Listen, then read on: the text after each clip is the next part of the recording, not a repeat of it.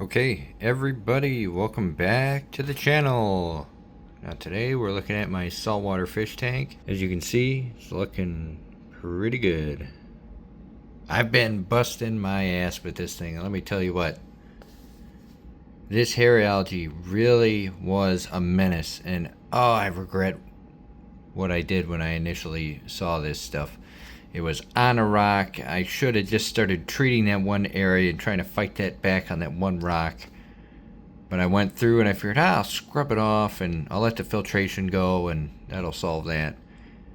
Man, did it not. It spread everywhere and my water was so bad that the nutrients just fed it and it grew like wildfire. If you look closely, you can still see it in some areas. Like if you look right here, in the rocks, it's there. It's in the harder to reach places of the rocks, but that doesn't really bother me that much. If it grows out long enough, I'll clip it or pull it back, but the tufts of hair algae are much smaller, and I'll just keep working on it. If you look here, you can see the difference between the color of these two rocks. I have been kind of shifting things around because I've been removing some sand. I left some because I don't want to go completely bare bottom. I want to try and keep some coverage on the bottom, but you do see the glass shining through here and there, so I'm kind of undecided on that. I'm not sure if I'm going to add more sand or just completely take all of it out and do bare bottom. I've heard that's good. This rock is new. I added it in recently. I took out some of the other ones, so it's just different look. I figured I'm going to take some of the really covered rocks out. I'll leave the other ones in. And I just try to go with more of a simple arrangement here. So this is a new rock. That's got my pulsing xenia. If we zoom in there, it's doing okay. It was much bigger, guys, but I screwed it up. I was gluing it onto this rock and I touched it with some of the super glue and it just burned a huge stalk of it. So I did hear if you leave it, things will grow, they'll come back. Coral can surprise you, so I just left it. Seems like it's doing okay. I'm continuing to feed, so we'll watch that guy. But yeah, you can see the rock's a little different. This one's starting to get some colors in it. I'm starting to get like some yellows and some darker greens. That's cool. This one, on the other hand, if you look at it, it's kind of got like a light whitish gray color, and then over here it's, I don't know, it kind of looks like a dark gray or maybe like a dark purple. I'm not really sure. I stopped putting turtle snails in here because I heard they could eat coralline algae, so I'm just kind of waiting to see with that. Oh, look at that fish. Saltwater tank is cool. I'm not gonna lie. For as troublesome as it is, like it's kind of fun to just sit here and watch this thing. Changes happen fast and slow. It's weird. So I have these two corals here. This is my orange zoanthid. That was the first coral I ever bought. It's getting quite a bit bigger now. I'm just leaving it.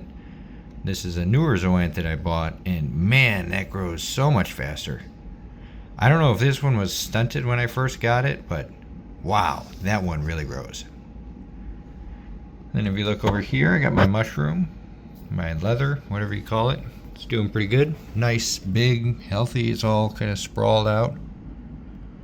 Right now it's getting a lot of light, but that's just because I'm shooting a video. I was kind of worried about that too. It looks like one day there was like a big section of it kind of pinched right out of the coral and it was all shriveled up. It looked like it was going to die. But I just left it there and kind of hoped, and it came back. I really like how that one looks. I'd like to get another one someday. Down here, this is another new addition. These are mushrooms. I bought one set and I put it somewhere in the tank and it died. And I'm like, you know what? I did hear that they're easy. Let me just try it again.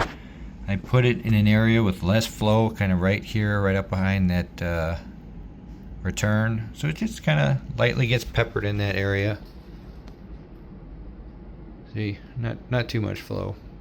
And over here I have my power head kind of pushing, so this side is more turbulent. That way the pulsing xenias get their flow, This guy gets kind of like a mixture. I don't want him to go nuts. And these guys have low flow. Over here, this is the green star polyp. It's getting much bigger. You can kind of see where I glued it onto the rock. Now it's starting to spread all the way down and kind of blend in real nice. I want to try and get this whole rock covered as much as I can. Yeah, it's looking pretty good. And then I have the benefit too, since it's isolated, I can just pull it away, because they said this will grow like crazy. It'll cover everything. So we'll see how that goes. As far as invertebrates, or whatever you call it, I got sea urchin there, little tiny guy. They said he's not poisonous, and thank God, because he pricked me a couple times and that sucked. We got some shells, hermit crabs. I think I have like 2 or 3 of the emerald crabs. I see one right there. Some snails. Oh, here's this guy. I forget what type of crab he was. But in the store, they had some big monster ones that had big giant claws.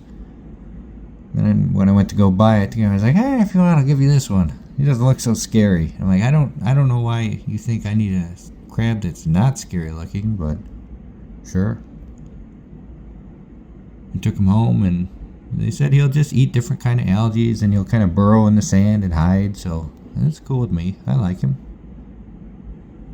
I should probably go back and try to get another emerald crab, or try to get another crab like that, just to continue to kind of pick away at some of this algae. I just want as many crabs as I can support in here. Just have them kind of pick away, keep plucking at it when I can't. Yeah, but part of the treatment I did with the rocks that were surviving before I got rid of the other ones is I took each of them out. I think I did all 3 of these big rocks 1 week at a time. Took it out, scrubbed it with peroxide, sprayed it off with clean salt water, and then rinsed it with salt water and put it back in the tank. So I did that with all 3, and they're looking pretty good. So overall, I like the tank. Oh, I forgot to mention, I don't know if I had this power head in the last video, but I'm trying to see if I can get a good look at it. That's my power head there. It's a good look at it. You can see it's kind of covered with the hair algae, but whatever. I'm not worried about that right now. It can stay on there, and I'll take it off and clean it at some point. I did try to brush it, but honestly, I don't want to loosen all that and spread it back around. If you've noticed, at the back of the tank, that's where I have this macroalgae refugium. It's literally just like a little fish holder that you get from the pet store, and I went and drilled some holes through the sides and the tops and the bottoms just to hold the macroalgae. So that stuff grows in there, grows fast. It grows, it keeps the hair algae from growing, and then I have, I forget what they're called, amphipods. And they just kind of crawl all over in there. They crawl out, fish eat them.